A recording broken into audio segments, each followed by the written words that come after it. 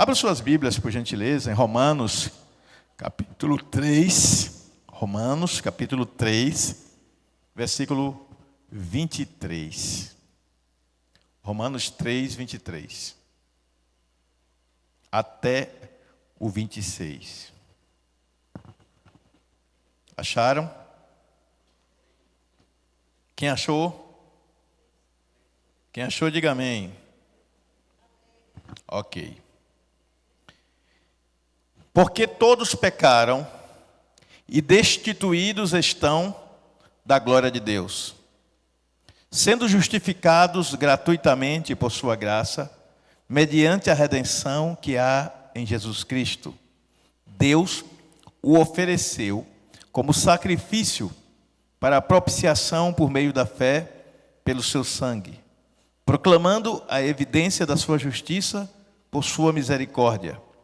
Havia deixado impunes os pecados anteriormente cometidos, mas, no presente, demonstrou a sua justiça, a fim de ser justo e justificador daquele que deposita toda a sua fé em Jesus. Diga comigo o final: daquele que deposita toda a sua fé em Jesus. Vire para o irmão do lado e diga assim: em que consiste a sua fé? Essa é uma pergunta importante. O tema da mensagem de hoje é a justificação pela fé. Há pouco mais de 500 anos atrás, um padre alemão chamado Martin Luther, conhecido no Brasil como Martinho Lutero, ficou sabendo que o Papa daquela época estava emitindo uns documentos. E esse documento, assinado pelo Papa, chamado de indulgência papal, que era o perdão dos pecados, esse documento estava sendo comprado por pessoas ricas para obterem com isso o perdão de todos os seus pecados, passados, presentes e até futuros. Em outras palavras, a salvação estava sendo vendida através de um documento assinado pela autoridade máxima da igreja dominante da época, que era a Igreja Católica. Aquele padre, Martin Luther, que também era um professor universitário, profundo conhecedor do grego e do hebraico, as línguas originais do texto bíblico, estudou e não encontrou nenhuma passagem na Bíblia que respaldasse aquilo. Então, ele colocou na frente da universidade onde ele lecionava as suas 92 teses, em que ele baseava 5 princípios fundamentais para a fé cristã. Primeiro, ele disse que o homem só é salvo pela fé. Segundo, o homem só é salvo através da graça. Terceiro, só quem pode operar a graça é Jesus Cristo. Quarto, a revelação de Cristo vem pelas Escrituras Sagradas. E quinto, toda a glória deve ser dada somente a Deus. Sola fide, sola Cristo, sola gratia, sola Escritura, soli Deo gloria. Era em latim. E essa decisão desse padre fez com que ele fosse até Roma conversar com o Papa. E ele pediu ao Papa que revogasse aquilo. O Papa não somente não revogou, como ordenou que ele ficasse em silêncio por 1 ano. Ele voltou. No meio do caminho ele foi sequestrado por um nobre de uma região da Alemanha chamada Saxônia e foi escondido num castelo. Ali, escondido, ele traduziu a Bíblia para o alemão e passou a ser conhecido como o pai da língua alemã, porque a língua alemã ainda estava em formação, que era um conjunto de vários povos que estavam se unindo para formarem o que hoje são os alemães, os germanos, os teutônicos e outros povos. Essa formação linguística não estava ainda amarrada. E aí ele conseguiu, através da tradução da Bíblia. Olha como são as coisas de Deus. Pouco tempo antes disso tudo acontecer, um homem tinha inventado uma tal de imprensa. O nome dele? Gutenberg. Ele inventou a imprensa. E ele pôde então imprimir livros. Até aquela época, os livros eram copiados à mão e eram rolos. Agora, com Gutenberg, você vai ter a imprensa. Então Deus providencia tudo no tempo certo. Sempre foi assim. e sempre continuará sendo. Presta atenção ao que aconteceu. Lutero ficou numa encruzilhada. Ou ele defendia os seus valores, aquilo que ele cria, ou ele abria mão disso. Ele preferiu defender esses valores. Houve guerra. Muita gente morreu. Pouco se fala disso. E surgiram movimentos anti esse movimento que Lutero começou. O movimento dos jesuítas, por exemplo, que foi fundado por Inácio de Loyola, a Companhia de Jesus, ela foi criada, de onde vêm os jesuítas, ela foi criada para combater, para se opor aos protestantes. E muitos desses jesuítas vieram para o Brasil catequizar aqui o Brasil. Por isso o evangelho teve muita dificuldade de entrar no Brasil, porque havia uma oposição e uma resistência muito forte. Chegamos ao século 21, o ano de 2025, no Brasil, em que temos liberdade para pregar o evangelho, em que você pode comprar quantas Bíblias você quiser, em quantas versões ou traduções você quiser. E se você quiser, você entra, por exemplo, no Google e você escreve Bíblia Interlinear. E você tem de graça todas as traduções da Bíblia em português para você. Você só faz clicar no seu celular e você lê a Bíblia em inúmeras traduções. Traduções católicas, traduções protestantes, linguagem de hoje, Nova Versão Internacional, Bíblia de Jerusalém, que é uma Bíblia de tradução católica, mas é muito boa. E aí você tem essas opções para ler a palavra de Deus. Você às vezes não tem uma Bíblia física, mas você tem ela aqui pelo acesso. E as pessoas nunca foram tão tapadas, desculpe a expressão, tão mal informadas sobre as verdades de Deus, como são hoje. Porque estão confundindo tudo. A internet agora está com um movimento fortíssimo, e eu disse aqui na aula e vou repetir, tenham cuidado com o que vocês compartilham.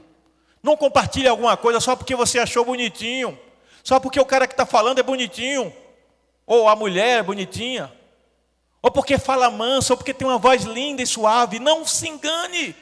Analise à luz da palavra se aquilo que está sendo dito faz sentido. E se tiver dúvida, procure seus líderes. Tem um monte de heresia sendo compartilhada por servos de Deus, que não têm má intenção, mas estão repassando mentiras destruidoras. Uma das doutrinas que está surgindo agora, herética, antibíblica, destruidora da fé, é a doutrina de que Jesus Cristo não é Deus. E esse movimento está crescendo nas igrejas. Está crescendo entre pastores. Tem pastor que já prega abertamente isso. Isso é heresia. Isso é absolutamente contrário ao que nós cremos. Por isso, na escola bíblica de ensino, começamos com o que significa nascer de novo. Porque eu estou trazendo à tona isso. E hoje eu escolhi falar sobre a justificação pela fé, tomando por base o texto de Romanos, porque eu vou remoer muito esses assuntos aqui, a fim de aprofundar a compreensão de vocês. Diga comigo, a graça de Deus foi concedida sem que eu a merecesse. Você sabia disso? A maravilhosa graça de Deus foi dada ao homem através do sacrifício de Jesus Cristo na cruz. Mas o que é graça? A palavra graça vem de caris. A palavra graça significa em português, literalmente, algo que é dado generosamente sem que eu tenha feito nada para merecer. Algo que me é dado gratuitamente. Eu não fiz nada para merecer. Tradução melhor para graça seria favor e merecido. Alguma coisa que eu não fiz nada, mas a pessoa fez por mim. E a Bíblia diz que Deus olhou do céu e viu o homem pecador e sabia que o pecado ia levar o homem à condenação eterna. Então Deus, em sua imensa misericórdia, trouxe ao homem a sua maravilhosa graça. E pela graça sois salvos, por meio da fé. Não vem de vós. É dom, quer dizer, é presente de Deus, para que todo aquele que nele crê não pereça, mas tenha a vida eterna. Como precisamos falar disso para os nossos parentes? Como precisamos falar disso para os nossos vizinhos? Como precisamos falar disso para os colegas de trabalho, de faculdade, de escola, na fila do pão, na fila do ônibus? É importante termos relacionamento com as pessoas e falarmos sobre temas diversos. Os problemas da cidade, os problemas da nação, política, futebol, etc.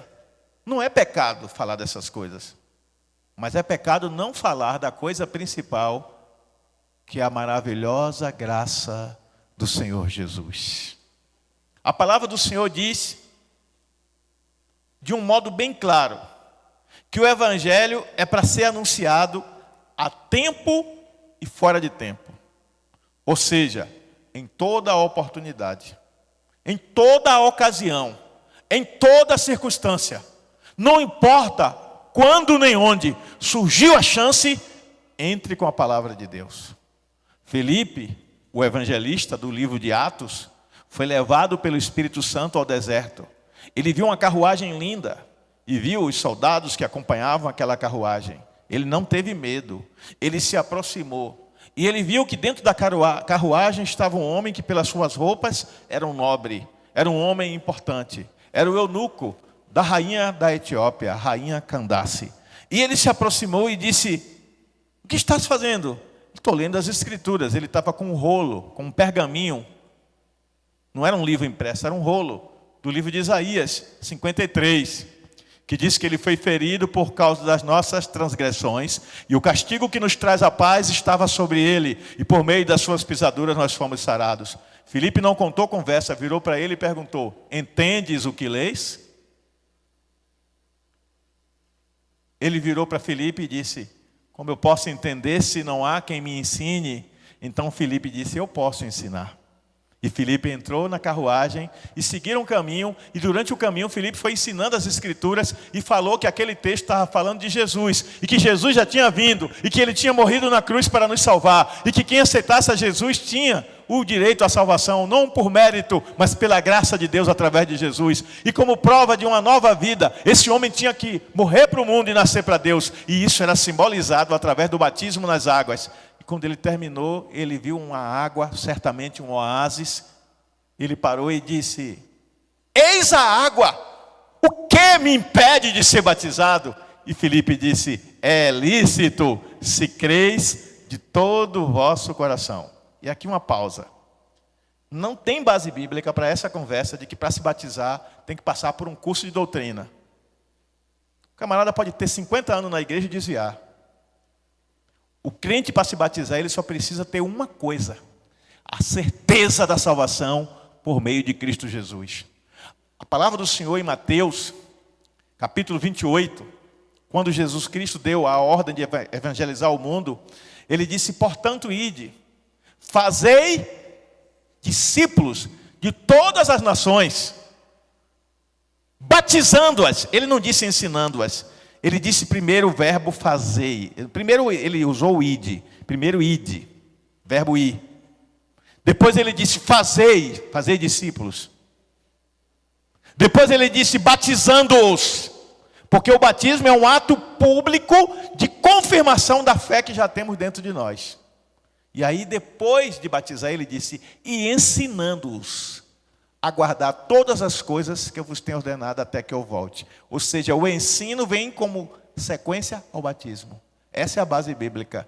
Mas a tradição religiosa criou conceitos que divergem daquilo que está na palavra. E quando alguém se atreve a dizer, como eu estou falando agora, ainda é contestado.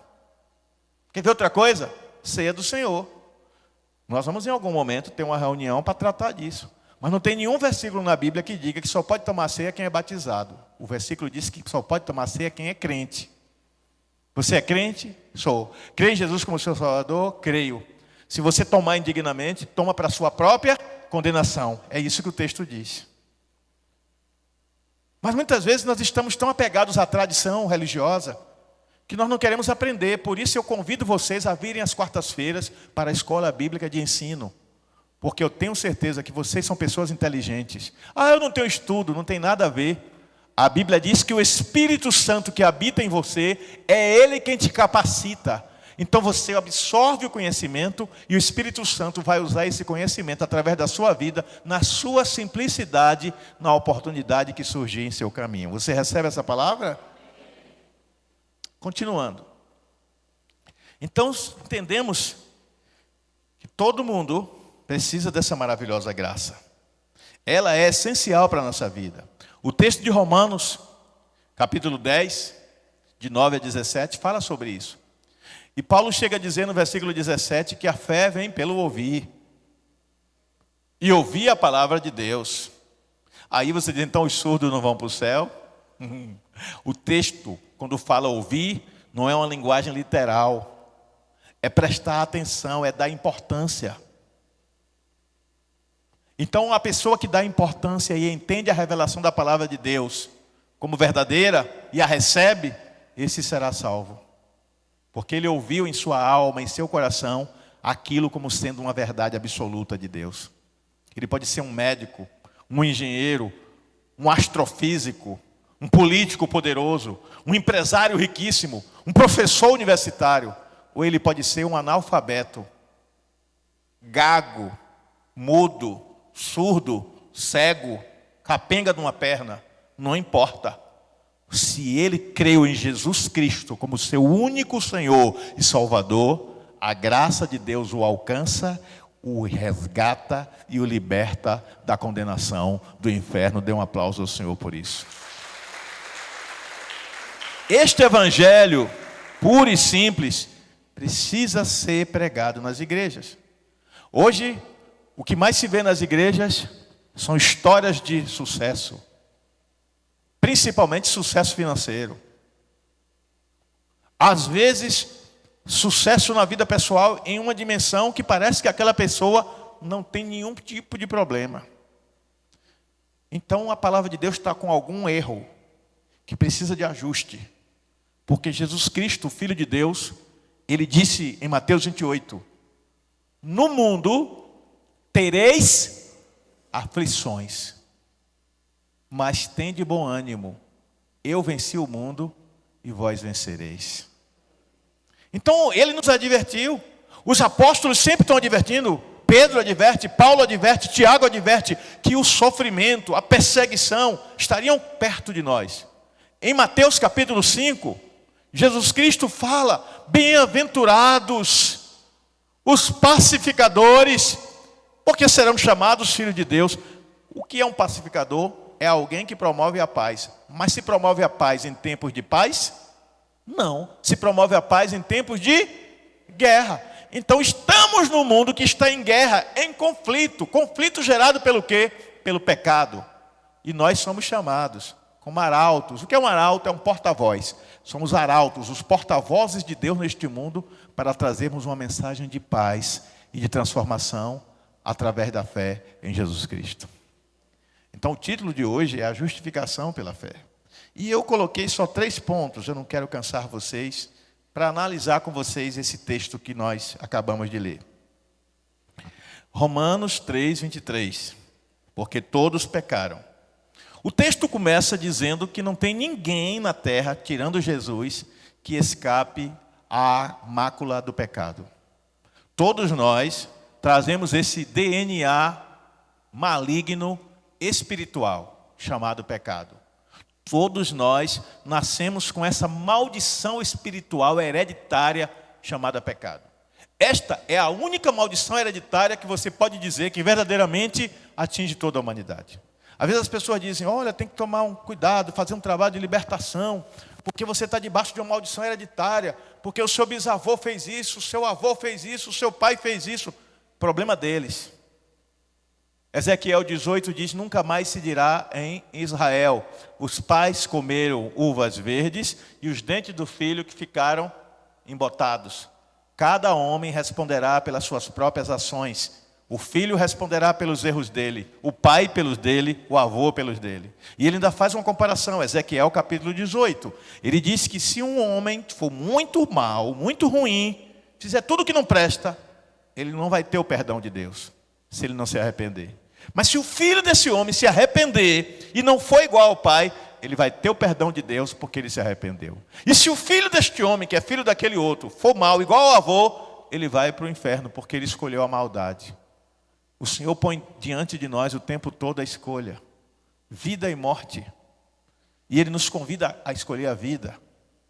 Jesus disse: eu sou a verdade e a vida. No grego é zoe, que é vida no padrão de Deus, é vida superior, é vida espiritual, no padrão que Jesus tem. Não é vida biológica, que quem estudou aqui sabe que bios, de onde vem biologia, é vida biológica. Não é vida no sentido psíquico, emocional, a sua estrutura psíquica, que essa palavra é psique, que dá origem à psicologia e outras coisas. Vida que está falando ali é zoe, em grego. O Novo Testamento não foi escrito em português. Zoe é vida superior, é vida no padrão de Deus. É essa vida que Jesus tem e é essa vida que Ele quer gerar em você. Porque quando Ele se torna o seu Senhor, Ele se torna aquele que é o dono, que conduz a sua vida, a sua mente, as suas atitudes. Então agora você não vive mais a própria vida. Por isso Paulo diz: não vivo mais eu, mas Cristo vive em mim. Porque agora ele não tem mais apenas a vida biológica, física. O meu amigo Alcides perdeu a vida biológica, mas a vida espiritual dele está guardada em Deus. Amém. Ele não está falando da vida psíquica, porque essa vida psíquica é para essa relação humana. Seres humanos com seres humanos se relacionam psiquicamente, emocionalmente. Então é uma vida superior, é uma vida no padrão da que Jesus tem. E que só pode ser gerada em nós pelo Espírito Santo. Tem alguém aqui que vive essa vida e quer vivê-la em abundância? Diga: eu quero viver vida no padrão de Deus em abundância. O Senhor diz na sua palavra que as minhas palavras são espírito e vida. Eu preguei aqui e também ensinei na classe que foi pela palavra que a vida veio existir. E disse Deus: haja. E as coisas vieram a existir pela palavra. Aí no capítulo 1, a gente encontra no livro de João, no Evangelho, que todas as coisas foram feitas pela palavra. E sim a palavra, que é o verbo em ação, nada do que foi feito se fez. Isso precisa ser repetido e repetido até você fazer com que isso flua também de você naturalmente. Sabe aquela mãe que ensina o filho 1 dia, 2 dias, 1 semana, 2 semanas, 2 meses, 2 anos, 10 anos. Aí um belo dia, quando o filho se vê numa encruzilhada, numa situação, ele diz assim: bem que a minha mãe dizia. De tanto a mãe dizer, ficou encucado na mente. Eu quero que fique encucado na sua mente o seguinte: a sua vida, ela em si não é bastante, ela não é suficiente. Você precisa viver a vida de Cristo em sua vida, para que você também possa dizer como o apóstolo Paulo: não vivo mais eu, mas Cristo vive em mim. E esse viver que eu agora vivo no corpo, ou seja, na biologia, eu vivo pela fé no Filho de Deus, o qual me amou e a si mesmo se entregou por mim. Ele está dizendo que ele não vive mais a vida biológica apenas. Ele não está dizendo que ele deixou de viver.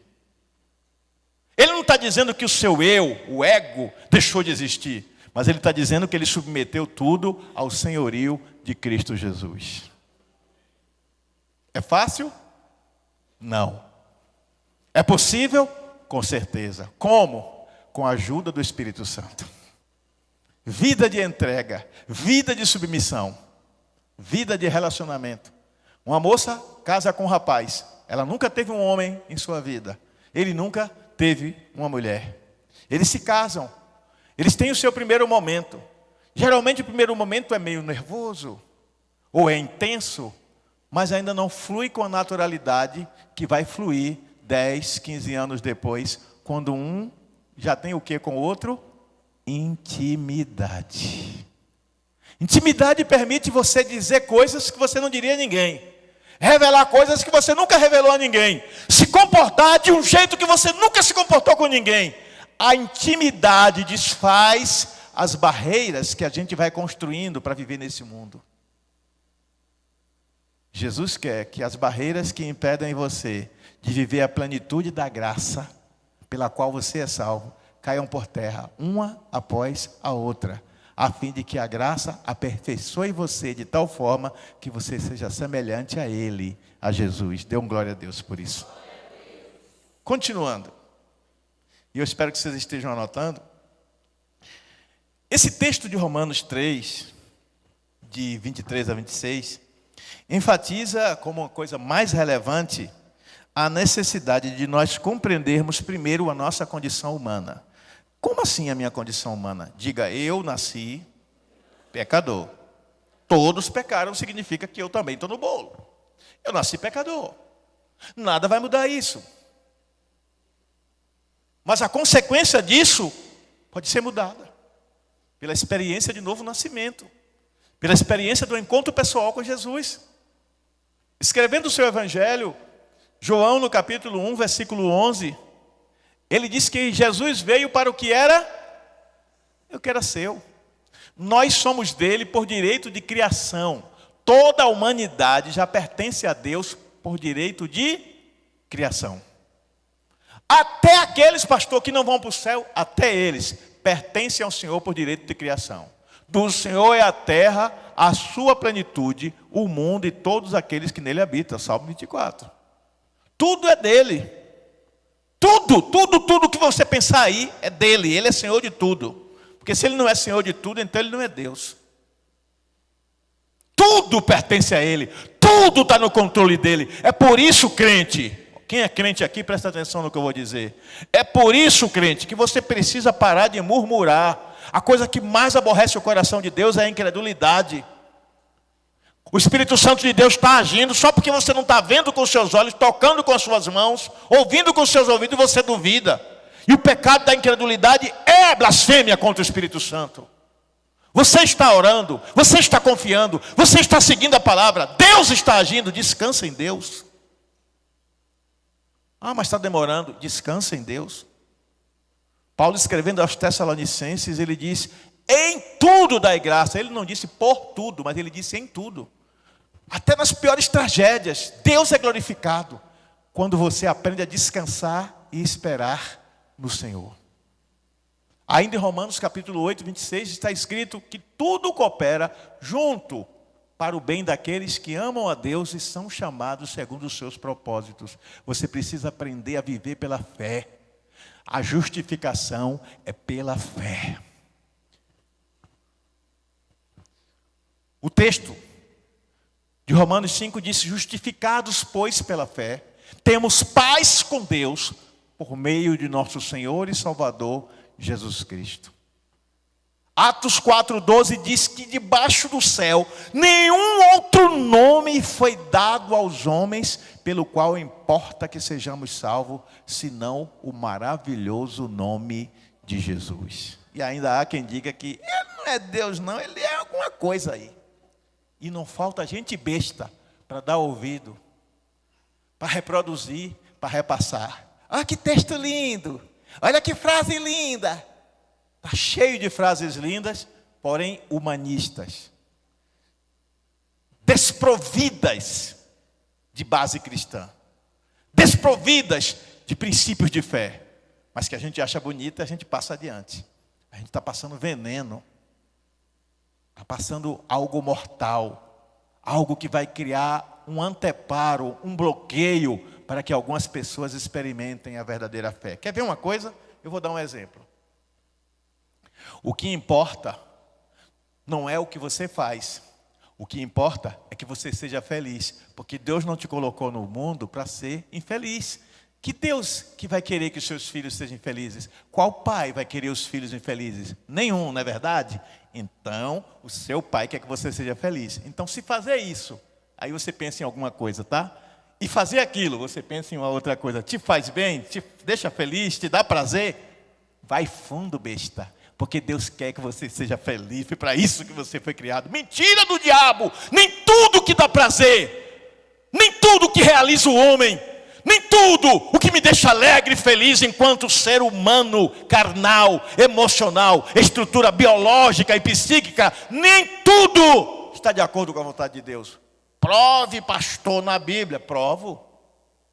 Todas as coisas são lícitas. Mas todas as coisas são lícitas e todas as coisas convêm. Mas eu não me deixarei dominar por nenhuma delas. Mas está cheio de crente com bebida alcoólica estocada dentro de casa para beber escondido. Traga a besta para o culto e beba aí na porta no final do culto, já que é uma coisa tão boa. Vai para o banco, fica na fila do banco virando lá a garrafinha. Tem crente que fuma escondido, bebe. Isso não vai levar para o inferno. Se torne escravo dos vícios. Tem crente que sai com a namorada depois do culto, vai para motel, vai para dentro do mato, vai para o carro, vai para o lugar escuro. Continue fazendo tudo isso. Porque é o que o mundo quer. O mundo quer que você normalize o pecado. Porque quando você normaliza o pecado, aquilo não te afeta mais. A sua consciência não dói mais. Sua mente é conquistada num nível tão profundo que ela se torna insensível à culpa do pecado. Ela se torna uma mente cauterizada. Ela foi queimada, certamente, pelo fogo do inferno. E você não tem mais sensibilidade à voz do Espírito. O Espírito fala e você não se emociona. Mas você se emociona quando vem um pregador, ou você vai a um lugar onde tem um pregador que prega, porque meus irmãos, oh Jesus.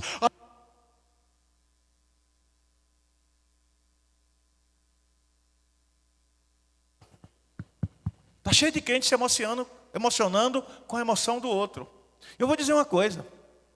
Uma pessoa se emocionar na pregação, não é errado não.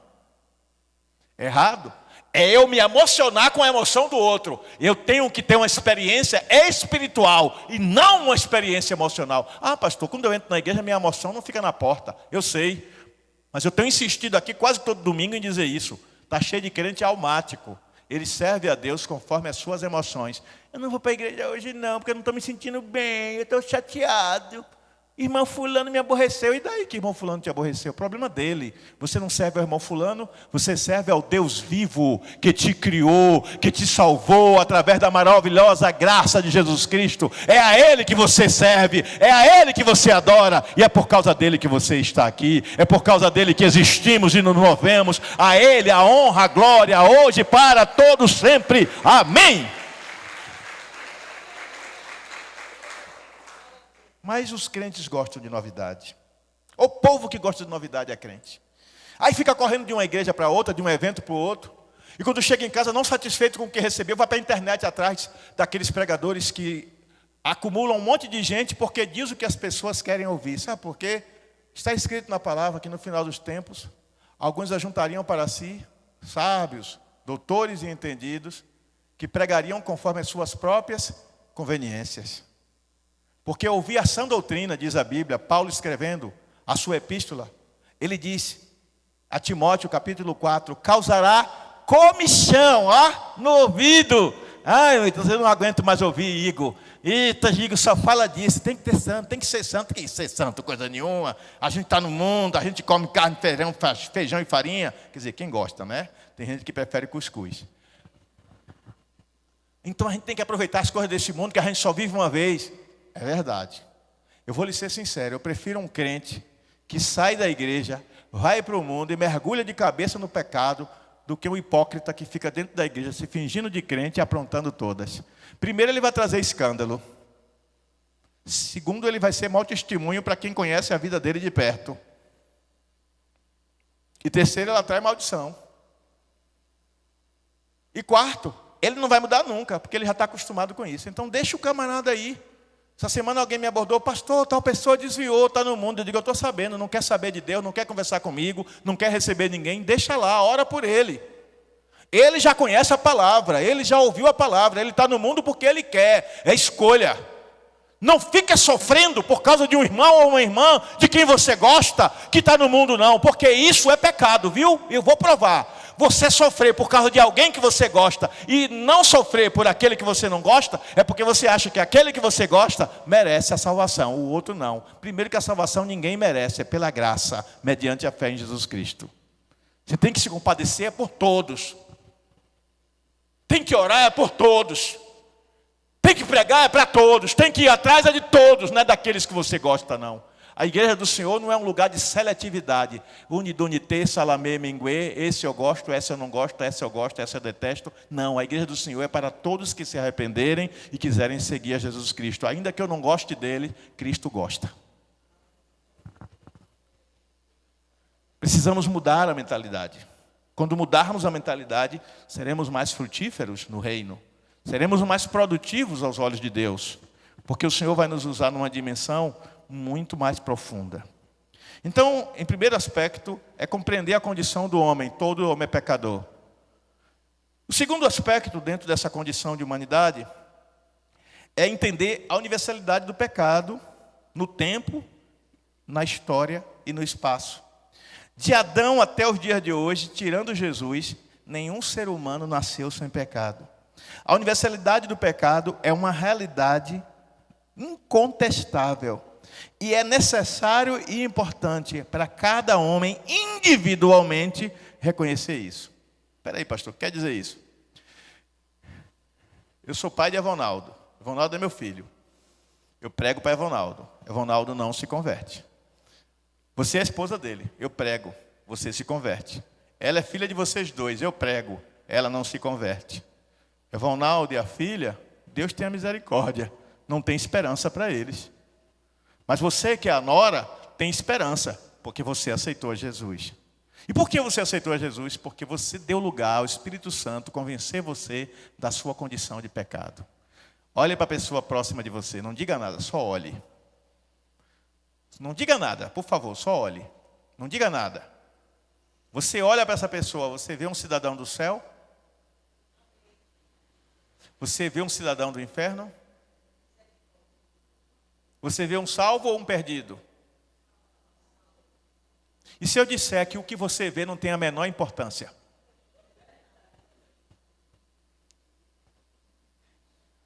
Eu já fui feio. Fui. Eu estava olhando umas fotos minhas antigas e eu convenci-me. Eu antigamente tinha dificuldade em aceitar isso, mas hoje eu aceito. Eu, Teobaldo, eu já fui feio. Faz muito tempo, mas eu já fui feio. Olha como eu sou hoje.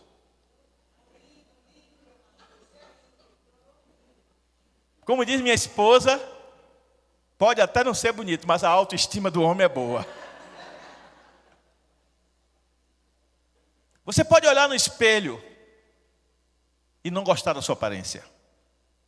Presta atenção, eu brinquei para quebrar um pouco o clima, mas olha bem o que eu vou dizer. Você pode se olhar no espelho e não gostar da sua aparência. Você tem dinheiro, você vai a um bom cirurgião plástico e diz: eu quero consertar o nariz, eu quero ajeitar aqui os olhos. No caso da mulher, muda as mamas, bota não sei o que aonde. Faz as mudanças que ela acha ou ele acha que vai fazê-lo se olhar no espelho e se gostar mais. É claro que isso tem um problema de natureza emocional que precisa também ser trabalhado, porque você tem que se aceitar, procurar mudar, mas não se rejeitar, porque você não tem a aparência idealizada. Mas isso é um assunto para outro momento. Porém, quando se trata da questão espiritual, você pode ser o homem mais rico do planeta. Você pode ter o dinheiro que o mundo inteiro não tem. Você pode contratar os melhores especialistas de todas as áreas. Ele não vai poder mudar a sua essência e a sua natureza espiritual. Você pode mudar a natureza física, você pode pagar bons terapeutas e até melhorar psiquicamente, psicologicamente, aprender a se aceitar em algumas coisas, se relacionar melhor com as pessoas, superar traumas da infância, do passado, seja lá o que for. Você pode mudar nessas áreas. Na área espiritual, não. Na área espiritual, só quem pode mudar é o fabricante. Você ouviu bem o que eu falei? Só quem pode mudar você na área espiritual é o fabricante.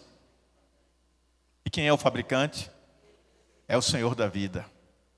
E Ele diz na palavra dele que existem regras para acontecerem essa mudança. E a primeira regra é que Ele tem que ter de você a permissão para aplicar um código de resetar, reiniciar. Sabe quando tem um vírus no seu computador, seu celular, e você dá um técnico, e ele vai lá e reinicia, ele apaga tudo e reinicia e reinstala. Jesus quer reiniciar você e reinstalar em você uma nova natureza, um novo caráter, segundo a palavra dele. Quando um vírus entra no computador, seja no celular, seja onde for, ele danifica arquivos, ele impede acessos a determinados arquivos, ele corrompe arquivos, ele pode até destruir a máquina.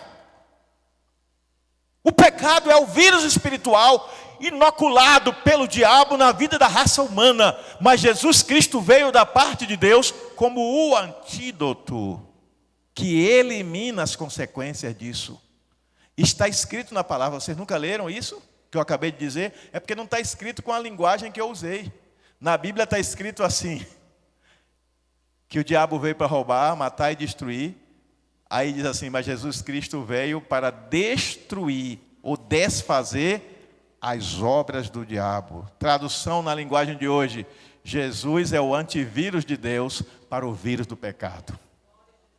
E quando este antivírus é instalado, você não pode instalar só 57%, 88%, 99,9%. Você tem que instalar 100%. Porque se não for instalado 100%, não vai ter eficácia. Não vai resolver o problema. E esse 100% significa que você tem que aceitar o pacote inteiro. E o pacote inteiro inclui consciência de pecado, arrependimento e submissão total a Ele, aceitando como seu único Senhor e Salvador pessoal. Pode dizer amém? Diga, sem rendição não há transformação. Ou você se rende, por isso que nós cantamos aquela música, ou então ele não vai poder fazer a transformação que ele deseja e precisa fazer em você. Então, além da condição da humanidade de pecador, o segundo aspecto é a justificação pela graça. Romanos 3,24 diz, sendo justificados gratuitamente por sua graça. A graça de Deus, ela não é um mérito, não é algo merecido, ela é um presente de Deus.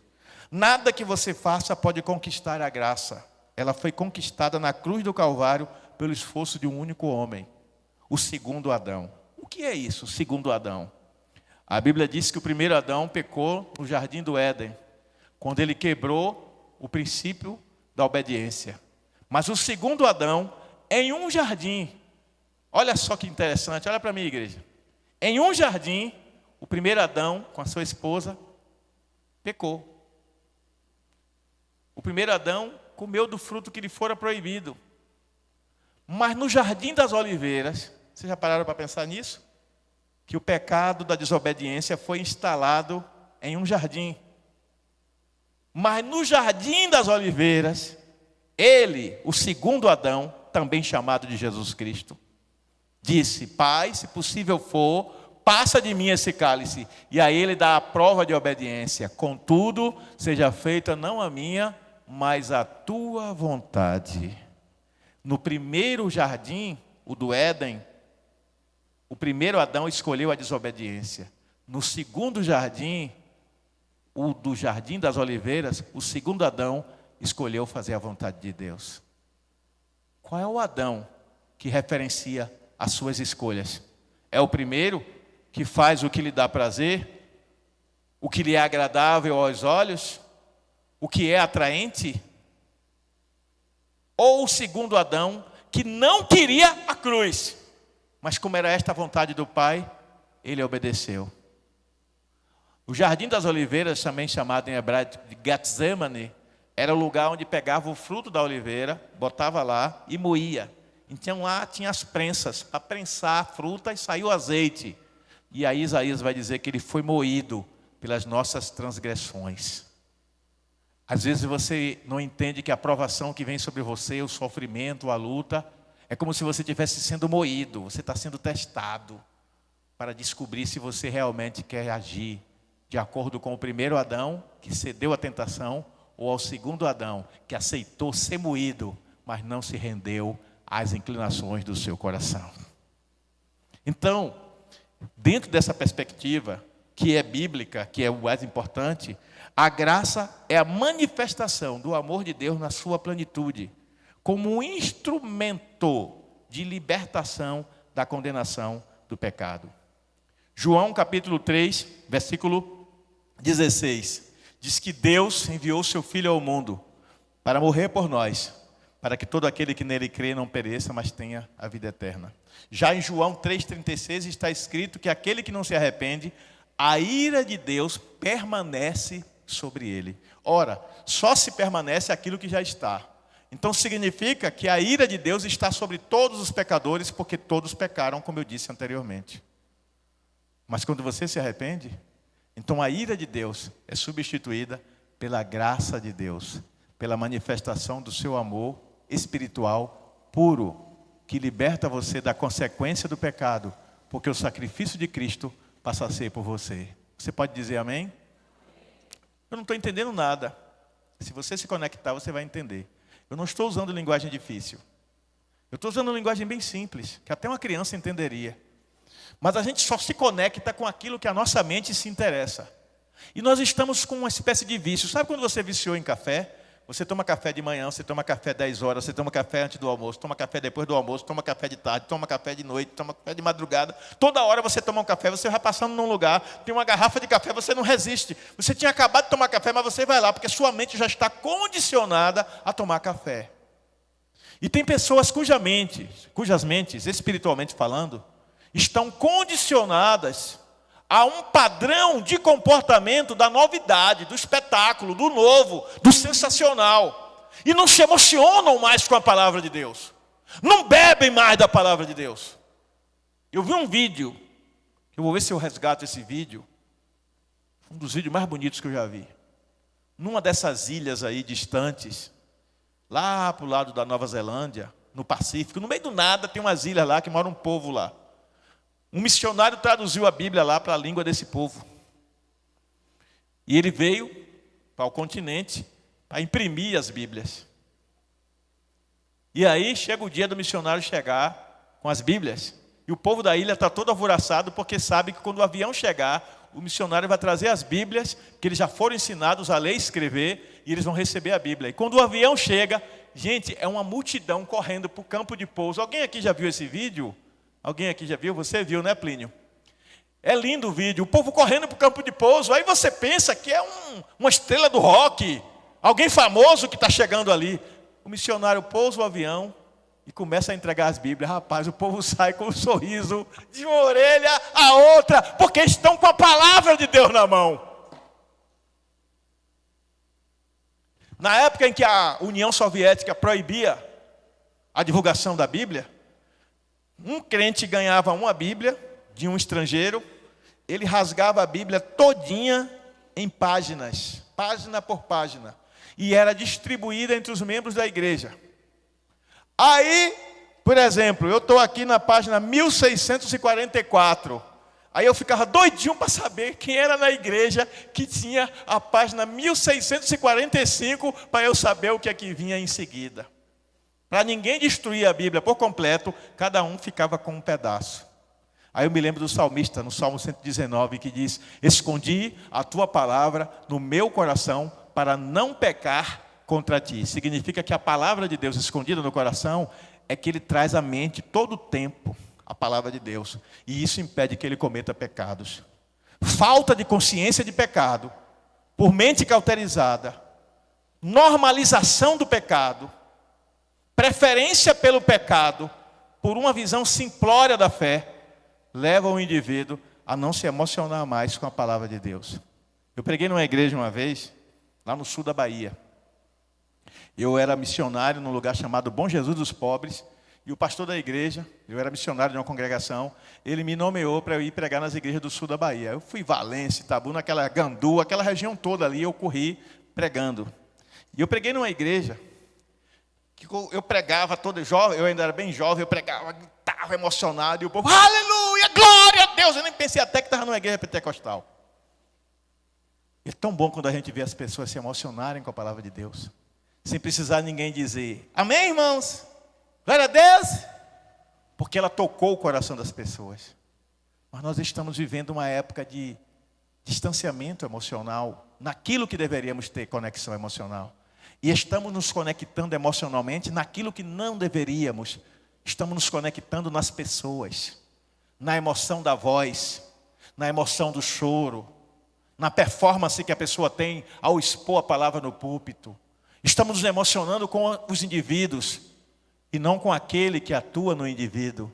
E aquele que atua no indivíduo, ele quer nos emocionar com a sua palavra, que é viva e eficaz, mais penetrante do que espada de 2 gumes, capaz de separar o espírito e a alma. Terceiro e último lugar, a graça como resposta de Deus. Romanos 3, de 25 a 26, nos mostra que a declaração de Jesus é que a justiça de Deus, olha bem o que diz aqui, Romanos 3, abra sua Bíblia de novo, por favor, você que fechou, o vento fechou aqui a minha. Romanos 3, de novo, abra lá, por gentileza. Estou perto de terminar, pessoal. Romanos 3, versículo 25 diz: Deus ofereceu, quem? Cristo, né?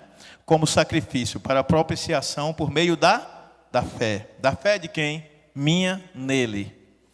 Pelo seu sangue. Por que o sangue? Porque o sangue é a vida. Quando fala do sangue, está falando que ele deu a vida.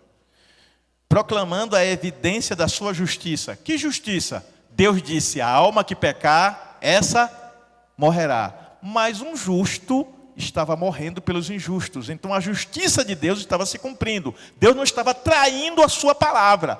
Alguém estava morrendo pelo pecado. Só que como era um justo, ele tinha o direito de reivindicar em favor dos injustos. E quem são os injustos? Somos nós. É por isso que somente por meio da fé, naquele que é justo, nós somos justificados. Espera aí, pastor, o que quer dizer isso? Que ninguém aqui é justo. Você é justo ou nasces?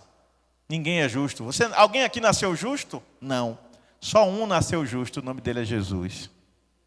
Ele é o justo. E aí aquele que é o justo, Jai. Ele morreu. Ele morreu por nós. E aí por causa daquele que é justo, eu não me torno justo, eu me torno justificado pela fé. Em quem? Nele. Aí você vai no capítulo 5 de novo, que eu falei há pouco, versículo 1. Portanto, havendo sido justificados pela fé, temos paz com Deus, por meio do nosso Senhor Jesus Cristo. Aí você vai ao capítulo 8 de Romanos, porque o livro de Romanos, para quem não sabe, é a epístola da redenção, é o evangelho da redenção. Se você quiser conhecer a doutrina da salvação, estude Romanos profundamente. E João, evangelho de João. Aí Romanos capítulo 8, versículo 1 diz: portanto, agora, quando? Agora, nenhuma condenação há para quem? Para os que simpatizam com Jesus. Amém, igreja? Amém o quê, rapaz? Presta atenção no que eu estou falando. Nenhuma condenação há para os que estão em Cristo. E o texto original, a tradução melhor não é estão, é permanecem. Estar pode ser uma circunstância passageira, mas permanecer é uma ação definitiva. Os montes de Sião, eles permanecem. Aquele monte que tem lá em Israel, que muita gente vai, tira foto, sobe e chega lá morto e cansado, porque diz que é complicado subir aquele monte. Aquele monte está lá desde que a terra existe. Está lá. Ele estava lá na época de Jesus. Se Jesus não voltar e daqui a 500 anos tiver gente, ele vai estar no mesmo lugar. Ele não vai sair dali e dizer: acordei com vontade hoje de conhecer o Brasil. Eu vou me instalar lá no Brasil, em Juazeiro. E eu vou me instalar no fundo da casa de Ivanúbia. A Ivanúbia acorda de manhã, tem um monte no fundo da casa dela. Não é assim.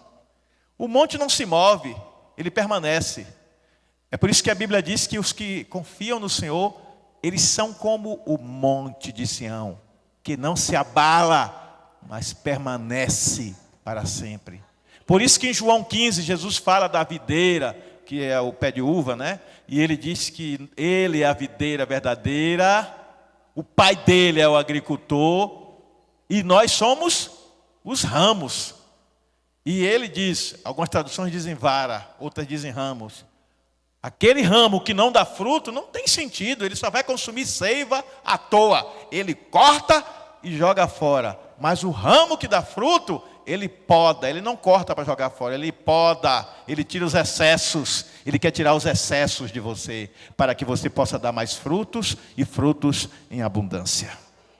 E aí ele diz assim em João 15: se vós permanecerdes em mim, e as minhas palavras permanecerem em vós, pedireis o que quiserdes, e vos será feito.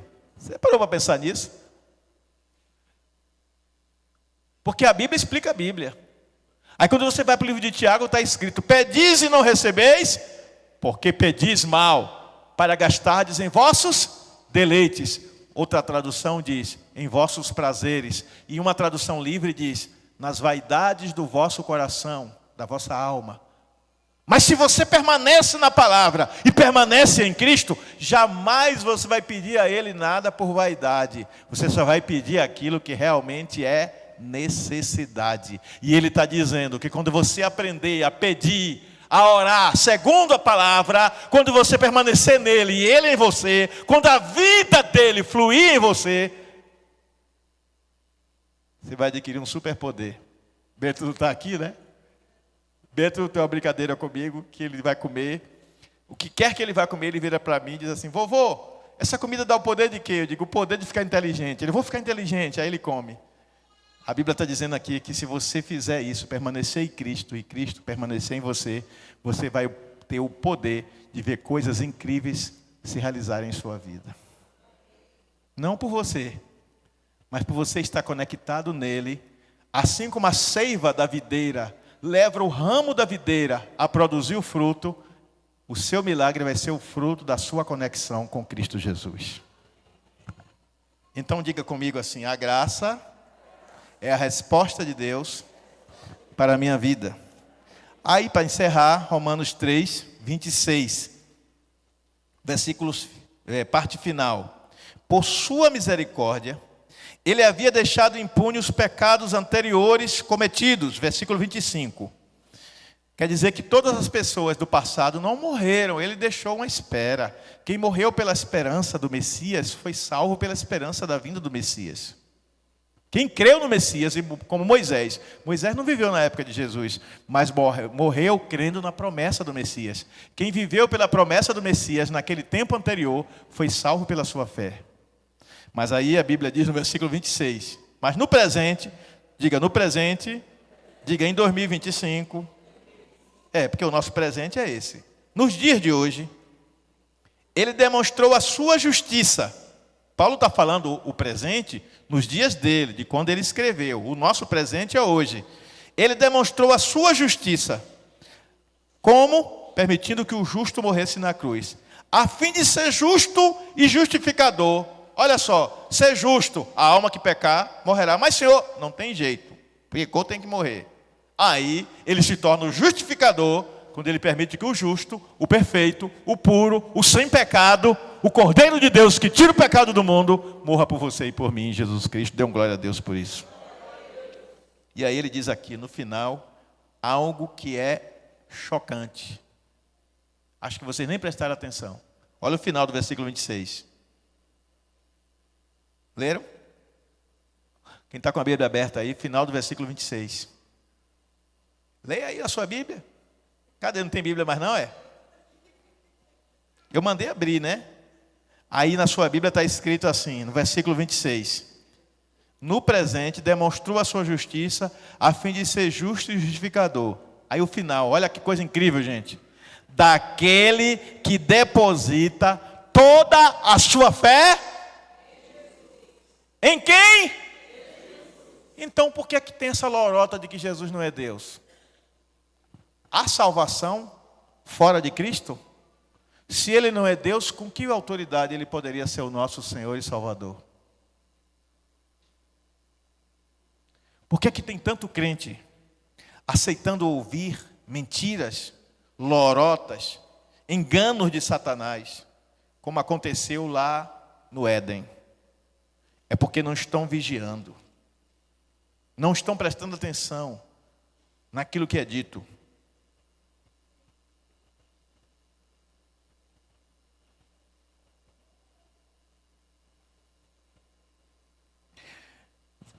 Primeira de João 5,20 diz: da mesma forma, temos pleno conhecimento de que o Filho de Deus é vindo e nos tem concedido entendimento para reconhecermos o verdadeiro. E nós estamos vivendo naquele que é o verdadeiro, em seu Filho Jesus Cristo. Aí o final diz: este é o verdadeiro Deus e a vida eterna. Vou repetir, primeira carta de João 5,20.